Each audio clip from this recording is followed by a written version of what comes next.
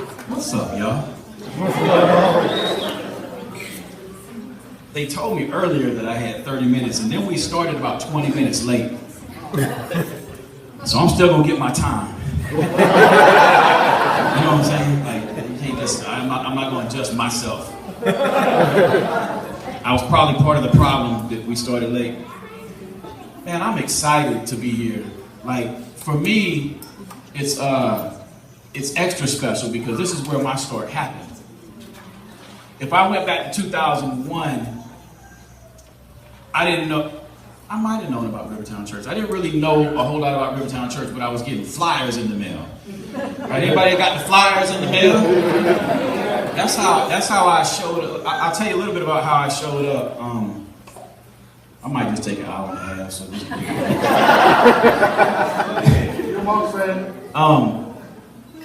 2001, while God was putting Rivertown Church together, my grandfather died, who I was not extremely close with, but his death impacted my life in a way that I didn't expect. And I went to his funeral and I sat in the church that he was a pastor of for 30 years before he retired. And I listened to people talk about his life. And at the time, I was a cool dude. I'm still cool, but but I was a cool dude, and I was fun, and people liked me, and I had a good time, and I did well. You know, I was doing okay in life. But I listened to people talk about my grandfather, whose initials were JC, and that's what everybody called him, JC Odom. And I listened to a man say that people were getting up about how he had impacted their life and led them to the Lord and all this stuff. And I was just kind of sitting on this third row as I was a pallbearer at my grandfather's funeral thinking like, man, that's some deep stuff, man. Like, what are folks going to say about me? And I listened to a guy stand there and say this: no man on this earth has ever been perfect except Jesus Christ, but J.C. Odom came as close as any man's going to come. Hear me? And I thought, what would they say about me? Like, that's huge. And I remember sitting in that church thinking, I'm doing nothing, man. Like, my life's not making a difference. And God didn't change me there, but he started stirring me there. And then 9/11 happened. Remember? And it seemed like every time I turned the TV on, something crazy was happening. I thought, man, I got to do something different with my life. And I was minding my business a year later. Minding my business. Did you hear me? Just minding my own business. And my family was away. And I tell you the truth, I would have gone to bed drunk that night. That should have been the plan. Like, that's how my life at the time would have set up. It was July 5th. And it was the day after July 4th, and I was off. And I'd already been drunk on July 4th. So now it's July 5th, and I'm home alone. My normal routine would have been clean the house up and then drink myself to sleep. I don't know why at the moment I didn't get drunk. I don't know why I didn't drink that night. I went to bed sober. And about 2 o'clock in the morning, God woke me up in a dream. And I won't tell you the dream, but I woke up with this incredible fear. What was happening in the dream felt real. And I woke up and I felt this incredibly weird, scary fear running through my whole body. And see, my mom and dad raised me in the church. I don't know how many of y'all were that way, but like, we didn't have a choice. You was either dead or going to church. If you were too sick to go to church, you were too sick to do anything. You didn't even lift your head up off the pillow. Like, if you had to miss church, you need to miss life today. So that's how I was raised, and I'd heard these stories, and I don't know how many of you were like that. Maybe some people, because I know this is the church for people who don't go to church, and thank God for that, but maybe some of you were raised in a different kind of church. And you got away from the church like I did. But I was raised in a church where I knew all the answers. I led Sunday school classes as a teenager, and then would go out and raise sin. But I led Sunday school. I knew when to stand up, and I knew when to sit down. I knew all that stuff. But on July 5th, 2002, I had not been living for God. Can I tell you this? In 1994, God called me to ministry, and I ran real hard the other way. I got excited for about 6 months. When God calls you, it's exciting. Oh, wow, I can knock that off. It was real exciting, and then about 6 months in, it got too real. You know, like things got real, 0 to 100 real quick. Y'all know that song? That's not a church song. Don't walk out of here singing that. People who don't know are just like, huh? But it got real quick, and I ran hard and fast in the other direction. And on July 5th, 2002, because I had been raised in church and because there had been such an incredible foundation laid in my life, I woke up filled with fear. And I didn't know what to do, so I let the dog in and thought maybe, you know how you wake up out of a bad dream and you think maybe you just do something and shake it off? Like, oh, that was a trip. And it wouldn't go away. And the dog came inside and I played with the dog and it didn't go away. And I got something to drink and it wasn't alcohol, it was Kool-Aid. And I drank Kool-Aid and it didn't help. And then I started singing this song that I'd written years before. And it was a song, this was like a song about Jesus. This wasn't like just some dumb song. Like this was about a song that I'd written that I still know. I'm not gonna sing it for you. No, but it's called He's Always There. Right? So I started singing this song and I was hoping like that would shake up something, right? But it didn't. And so I don't ever remember in my life raising my hands to pray. But sometimes desperate times call for desperate measures. And I didn't even know what was going on. I just knew I was filled with fear. And so I raised my hands in the kitchen counter, 5787 Stone Ridge Drive. If you live there, don't raise your hand. But like that's where I was at the time. And I was standing at the edge of my kitchen counter and I raised my hands. Listen to this. I prayed a prayer. I don't know where it came from. I felt like I'd heard it my whole life at some point, maybe growing up in church. But this is what I said. In the name of Jesus, whatever demon or hindering spirit has a grip on me, I command you to let me go. And in that instant, listen to me, in that instant, the fear that was in my body that felt like it was controlling me at that moment just went and swept out. And I was standing there with this peace in my heart that I had no idea what to do with. So I went back to bed and I got up and I told my buddy, the next day I drove to my buddy's house and I said, man, I got to tell you what happened. I told him about this dream. I told him what happened. I said, then I prayed and all the fear went away. It was crazy. Guess what his first question to me was? Who said that? Yeah, what was you drinking? That's exactly what he said to me. That's exactly what he said. You used to be alcoholic. That's the kind of alcoholic conversation that happened. But we're set free, you know what I'm saying? Oh.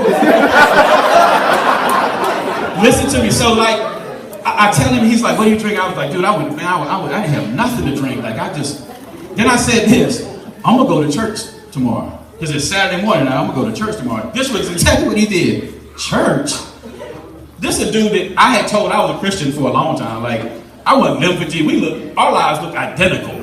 But I told him, we sat on the back of a truck. My best friend, Roy Sharp, he'll tell this story to you too, so I'm not stepping on his toes. I don't really care if he does. But sitting on the back of his truck one day, drunk, I witnessed to this dude. A drunken witness. Ain't that's and my whole ego was like, I said to him, I said, dude, like, if you die, you're gonna go to hell, bro. Like, that's not okay, man. Like, if I die, I'm gonna go to heaven. Like, we're both, whatever we are, 8 beers in, like, you finna go to hell. And so, anyway, I witnessed him. Long story short, he's one of the guys that God used because of everything else who is now saved for real and loving Jesus, and his whole family's baptized and part of a church and active. Anyway, so I tell him, that's the guy. I tell him, man, I'm gonna go to church tomorrow. Church? I said, yeah, I don't know. My friend's got a church that he's been doing. I get like 1,000 flyers in the mail every week. It says, come to Rivertown Church, a church for people who don't go to church. And I'm gonna go to church, so I'm finna go to that church. And I showed up, and David didn't even preach. Like, it was some other dude. It was Johan preaching that day. He wasn't even from America. Like, it's oh, he wasn't, right? He was like, he had an accent, whatever it was, he had an accent, like, it was real. And so he didn't preach, but I felt welcome. Like, it was like, man, this feels right, man. Like, I walk into this movie theater, because I'm thinking, I can't just walk into regular church. I've been gone too long. Like, my mama wanted me to go to church for a long time, and I wouldn't, because, like, I knew that church, and I thought, like, when I walk in there, like, every Easter, she'd be like, you ought to go to church? And I said, Mom, I ain't been to church the whole year. Like, if I just show up now, I might catch on fire or something. You can't just walk into church all of a sudden with, like, hey, me and Jesus is straight. Like, so, but I showed up, and Johan preached, and this is what I remember. David Rafer came to my house, and we go back to high school drumming days. And so I'd already known him. I don't know that we were like extremely, actually, I don't think I even liked David in high school. That's the reality of it. Because like, here's the truth, he was really good. Like maybe not as good as Cypher, but he was really good. Y'all don't know who Cypher is, but he does. And that stung a little bit when I said that. But I was always like, oh, he's so good. He's too good for me. Like, oh, I can't hang out with that dude. He took lessons from the same guy who was a mentor for me, who was a godly influence in my life when I wasn't loving Jesus.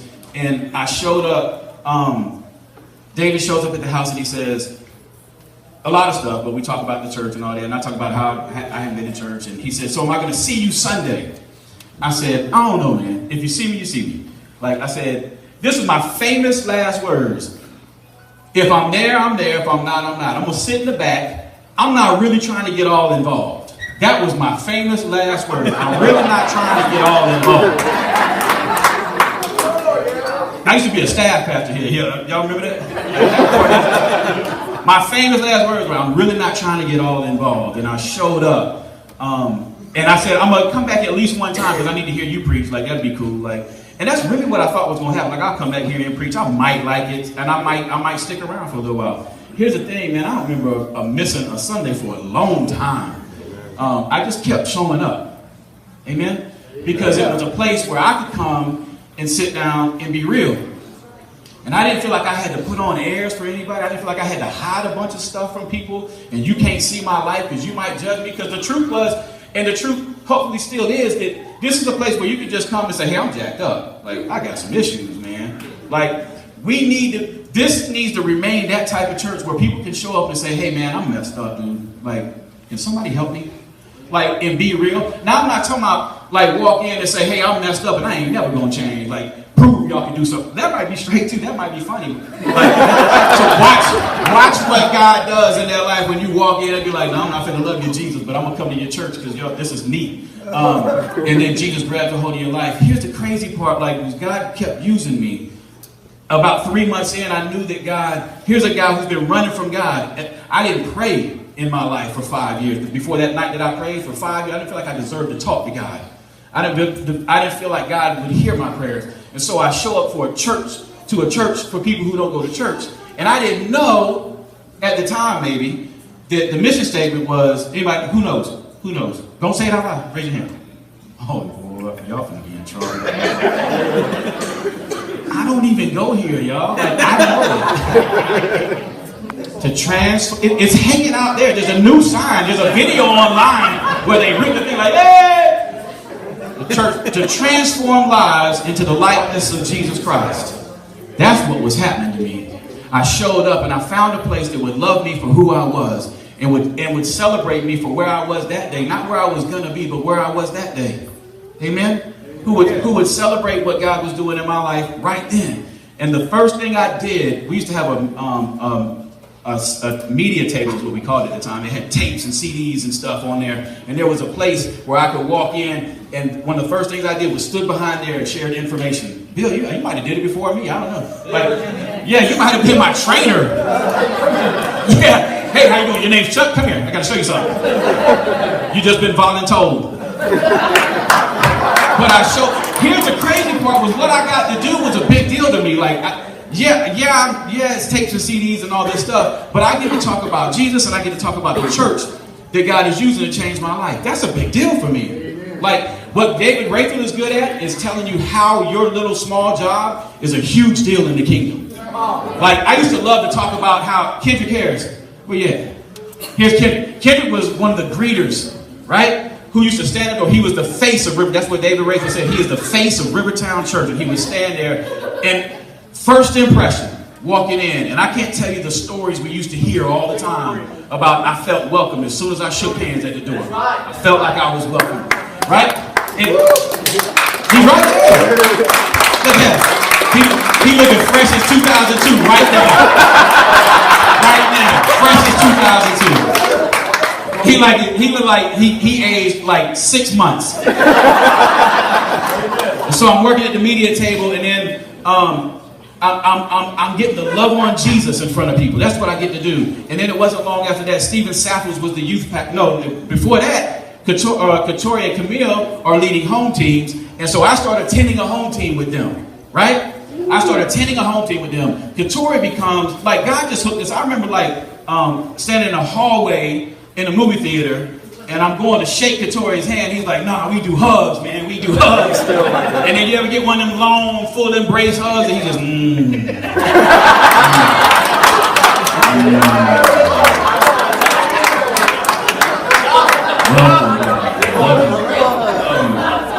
Bless his name. And you don't even, this is like, this dude love me for real. And it didn't feel weird, maybe a little bit weird, but it didn't feel all the way weird. So I'm standing, and he becomes a mentor to me. And I was telling him today, I work at this program for boys that they were telling you about. And I tell them all the time, when you go home, you need to find a church, you need to plug in, and you need to find somebody who can mentor you. And that's who he was for me. In the early days of walking out my faith, he was a mentor for me, who taught me how to respond to the love of God. I'm forever grateful. Forever grateful.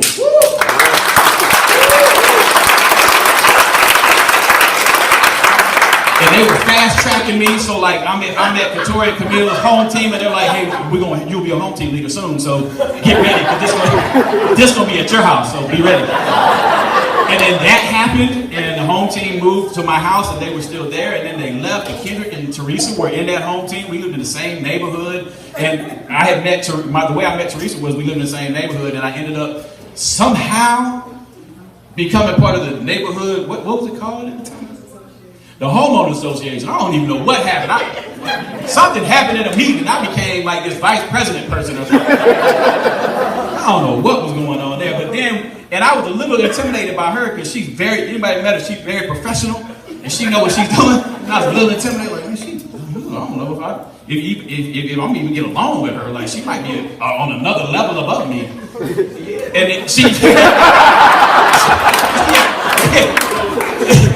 levels above.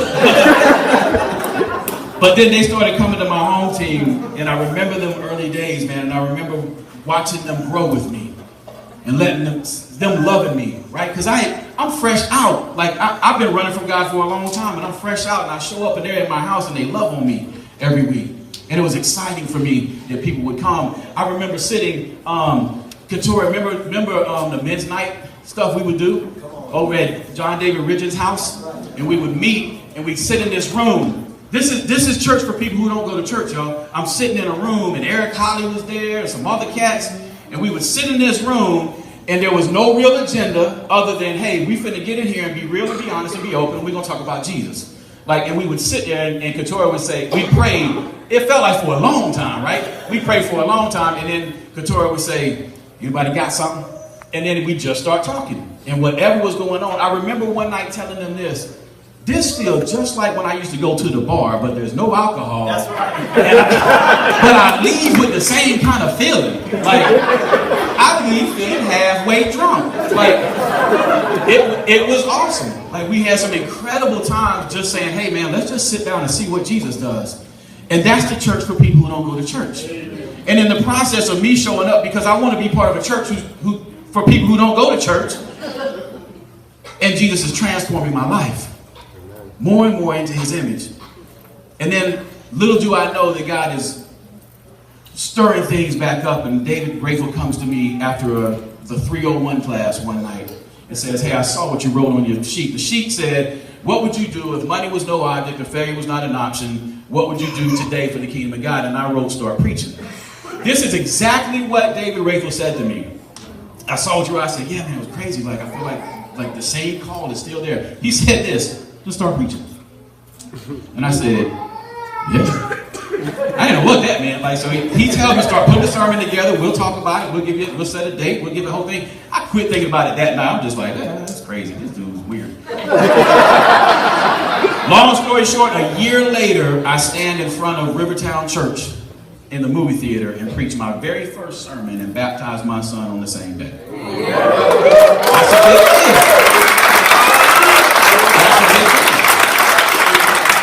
One of my favorite memories from that day, other than baptizing my son, was my mama walking up and she said, you're anointed to do that. Understand? That her baby, who'd been running away from church for a long time, who she sat with bloody knees in her home praying over her kids who were running far and fast from God. And she said this to me when this wasn't know what's funny is that when I told her about July 5th, she didn't really know how to respond because I'd had a lot of them moments where, Mama, this is for real. I gotta say it for real last night. I ain't never felt like this. Remember those salvation experiences? Like, I gotta say it for real. Like, I ain't never felt like I love Jesus like this. And so she couldn't get excited, but time went on, and I found a church, and I found a place that I could love Jesus and I could love people. And my mama said, this thing is for real. And she said, as much as I wanted to be something I did or something I said, I knew God was going to do something crazy to get your attention. And he did. And here it is 14 years later. Stephen Sapples is the youth pastor. He's leaving. I don't know if I was supposed to preach, but I'm really just telling you the story of my life. Because the one I know best is this, that I showed up and God showed out. And so Stephen Sapples goes away for 6 months. 6 months, he's going to go train. And you're going to do the youth ministry for a little while. We'll see how it goes. We don't know if you're going to be bad. I was going to say a different word. We don't know if you're going to be bad, so he may be back, but you do it in the meantime. And I started doing youth ministry because I knew that God's call on my life was youth. I knew it had to do with teenagers. I knew it had to do with prisons. I know how God would piece all that together. But it started there. And there was like 6 people coming at the time, and I just jumped in and started doing it. And I went on my first youth trip with Stephen and the group, and I felt like God devastated me during that trip. Like, it was different. It wasn't this normal, like, you just show up and sing some songs, oh, God is. Like, it wasn't that, like, I was broken, man. I felt like I saw God in a new way. See, can I tell you this for people who are here, and now you're building a foundation for children? How many people in here are parents?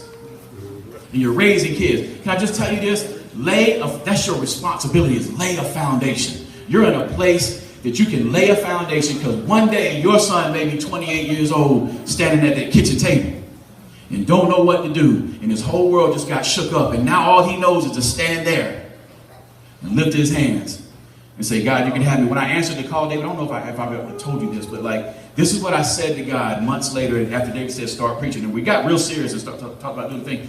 I raised my hands in that same kitchen counter and I said, God, you can have me. And I don't know what that means. Y'all hear me? You can have me, and I don't know what that means. Like, I really didn't understand. But I became part of this. Shortly thereafter, I'm on staff, and I'm loving Jesus, and I get to see other people's lives transformed. In September of 2005, I became full-time staff. No, can I tell you one other story? Before that, a year before that, I came to David, and I told him about something that had happened to me at the place I worked, and I was devastated. I felt like I'd been treated horribly, and I was ready to walk. And we'd already had some conversations about a position. There wasn't one, but I was ready. You understand me? I was ready to walk, and I talked to a lot of people, and 99.9% of them said, it ain't time, man. Don't walk. I'm talking about this happened on Friday. I'm planning on Monday walking in and saying, hey, today's my last day. I'm out. Like, I'm going in full-time ministry. I remember David said, Chuck, I don't have a position for you right now. And so that was part of it. I'll never forget this. I called you again after I talked to several people. I called you that night. I was standing on the front porch of that same house, and I called you, and you said, it seemed like a rash decision. And I remember saying, what does rash mean? I don't really know what that means. But he said no, and I stood on the porch of that house, and I said, God, if I'm not supposed to leave yet, give me a reason to go in because I hate it right now. I can't think about going in tomorrow. And he did. And shortly thereafter, I sat in a car with Katori Edwards, and I sat outside, and I was miserable still. Like, man, these dudes didn't even ask me how I went when I walked in the church. When I walked back into work, they didn't ask me how my family was affected when I told them the news that I wasn't going on vacation with them for the first vacation we planned together in a long time. Didn't ask me a thing. We rode in the same car Monday morning, 8 o'clock to the same. Nobody said nothing about like, hey man, everything straight at the house. Nothing. And I felt devastated. And I remember sitting in the thing in the car with Katori, and I said, hey, I hate doing this, man. Like, I'm so angry, but I know this is where I need to be. He asked me this question. do you believe you are in the center of God's will by staying there? I said, yes. He said, then you don't have to love going in there, but you have to love the fact that you're being obedient to God. And I've told that story over and over. You may be here tonight and not be totally thrilled about everything in your life, but if you know that you are in the center of God's will right now, great things are happening. You are being transformed into his likeness. You are in a place that's safe for you to be jacked up. Amen? Thank God there's still a place to be messed up. Because I need a place I can be messed up. See, it was right here, when I was up here praying earlier, it was right here on this stage where I sat in that stool and was ordained to ministry. It was in that theater by this pastor I was licensed in the ministry on the same day with Mo Daniels. And I stood there and he acknowledged God's call on my life. And I sat in his office in the back with a group of guys. Buddy still here? Buddy left? Yeah, he stepped out. He get ready for his sermon. I'm finna let him know. He was there too. And Jimmy Blanton and some guys from Schaumburg Road, and they asked me a bunch of questions, and they made a decision, and I was ordained, and I sat on this in November. Seems like I sat on this stage and was ordained in the ministry just before Thanksgiving. And I bawled my eyes out. I got a video at the house. I bawled my eyes out. And I laid here bawling in prayer, thinking, God, this is where it started. This is where you took a dude who had been running from you for a long time and said, you're mine. And I'm going to use you. You see, I read the story of Paul and what he was doing, and then I find myself. And I read the story of the guy who was born blind. Y'all know that story? And Jesus heals this dude, and then they start making a big fuss about, oh, who did this and who did that? And they bring his parents in and question him. And his parents get nervous, and they're like, no, I don't know. He's the one that got healed. You need to talk to him. And that dude comes in, and they said, who healed you? And he tells them Jesus, and they say, is this Jesus a sinner? This is my favorite part. This is what I knew at the time. I didn't know how to tell my story. I just knew this. That dude said this. Whether he's a sinner or not, I don't know. All I know was I was blind, now I see.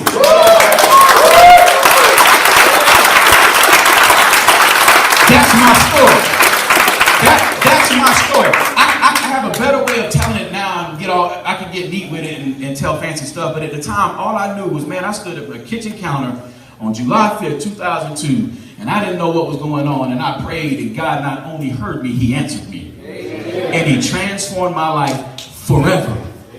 And I showed up 2 days later here. And God used me. Not God. God's using me now. God used David Rathel. And God used Victoria Edwards. And Tim Harris used to call. Y'all ever got a prayer bomb from Tim Harris? Anybody ever got a prayer bomb from Tim Harris? Like you saw a missed call from Tim Harris and then a voicemail popped up. You're like, I don't even know what that is. Let me see what Tim wants. And then boom. And he just immediately, Father, in the name of Jesus, right now. Y'all never got that? Now to put you on the spot, you got to get back on the prayer bombs. And God used that stuff to change my life. Can I tell you this? I'm the guy who is now in ministry for 14 years. Who is now, remember I told you God called me to ministry and it was teenagers in prison. I didn't know how all that worked. I left here from this church in September 2008. I had no idea what God was going to do. I moved to the area of Bonifay, Chippewa, Mariana, Florida. If anybody's familiar with any of that, there ain't nothing down there but jails, right? Jails and Department of Transportation, like that's what's there. And I signed up for everything, right? I was sweet with Walmart. It didn't matter to me. Like I just put in a whole bunch of resumes, and then I showed up at every youth detention center and program in that area. And I got 2 job offers, and I took both of them. Both of them were working for the Department of Juvenile Justice with teenagers who were locked up. 2 years later, God shuts down the second place. And I don't know where I'm going to go. And somebody said, have you heard about teen? I took one unemployment check. I showed up at an interview one day. Somebody said, have you heard about Teen Challenge? I said, man, I'm not working with a bunch of women. But that's all I knew, like one around here. I'm not mad at women. I just that wasn't me. Like, I'm not finna get in there and get in trouble. Like, I I didn't want my name to come up in somebody's drama one day and there be questions about my integrity and my character. So I was just like, nah, I'm not doing that. And they said they got a boys program. Can y'all hear this? They have a boys program. I've been a youth pastor here at Rivertown Church. And then God moved me to Florida and I worked in a juvenile prison for 2 years. And it shuts down and somebody said, have you heard about Teen Challenge? They got a boys program right up the road. And I showed up and I met who's my boss now. And I said, man, I don't know if y'all are hiring or not. I'm gonna tell you who I am and what I do and you let me know. Long story short, 6.5 years later, I'm still there. You are changing lives in that program because you let God use you to change my life. You, but the people in this room, God used, like, I'm not talking about just the staff people here. God used you. When I'm showing up to set the church up on cold Sunday mornings, and sometimes it's raining too, right? You got to get all the stuff out that trailer and get in there. And there was a reason to be bitter. Like, man, this is stupid, right? Like, this is crazy. Because, like, church in the theater sounds cool when you just show up at 11 o'clock for the service. Like, and then you leave before all the people come in and say, hey, we got a movie starting in 30 minutes. You need to be out of here. All your stuff gone. Like, and we were there setting that stuff up. Don't forget the signs. And hanging the signs. That's your first job, always hanging signs. And we would do that. And I remember standing outside in the cold talking about how we were setting up for people's lives to be changed. And people were setting up. Do you know how much work goes into that the welcome package you get when you show up? Do you know how much work goes into the what's that thing? The communication, what's that thing called? No. Worship folders. What's it called? All right, y'all get that. But like back in the day, there was a lot of work that went into that. That's probably why that happened. Bulletin. Yeah, no, we didn't. That's an old church word. So there was new church stuff here. Come on, Jen. But for that to get handed to you, can I say this about a church for people who don't go to church? Here's another thing that I thought was fantastic. Was like there was a place for people to plug in who don't like to be up in the front and do stuff when everybody sees you. And there were people who would come and stuff these worship folders and put this information in there and make this stuff happen so that when Kendrick Harris at the door said, hey, how you doing? And handed that worship folder to you, that communication card, there was a lot of love that went into that. There was a lot of prayer that went into that. I remember sitting at the staff pastor table many mornings just begging God for people. Begging God to heal people and begging God to save people and begging God to restore marriages. I'm not talking about a church for people who don't go to church who like to just lights and cameras and be flashy and be neat, but are on our faces before God saying, God, heal this family. Bring this son back. You hear me? And God answered those prayers. I remember begging God with these men. I remember being taught how to be a Christian leader. I don't know that I always agreed with David, and he knew how to rub me wrong sometimes. But I am eternally grateful for your leadership in my life, brother. I would not be the Christian leader I am had it not been for your leadership in my life. That you would open up your church and say, come on, man, stand right here and just brag on Jesus to people. And that's what I got to do on a lot of Sundays. And then to open up and entrust me with teenagers. And to give me a place to do what God had called me to do and that my heart longs for. How many people know this? That God is, maybe you're not serving God right now today. And you're here and you're part of For All Nations, or you're part of The Verge, or you're part of Rivertown. Anybody here that's not part of none of that? Okay, sweet. Listen. Dude, maybe you're sitting here and God has called you to do something. You haven't done it yet. And you're still running. Here's the thing. Let me tell you. You will never find the satisfaction and the joy and the peace and the contentment until you begin doing what God created you to do. And made you to do and equipped you to do and anointed you to do. To hear my mom say you have an anointing to do that. You know when I get up to preach, it was right here when this floor was bare. Just stop me at some point and say, Chuck, that's enough. It was right there when you guys are sitting in that little curve back there. When this floor was bare, I don't even know we had moved in here yet. It may have just been like offices here. and there was a podium like this, sitting right back there.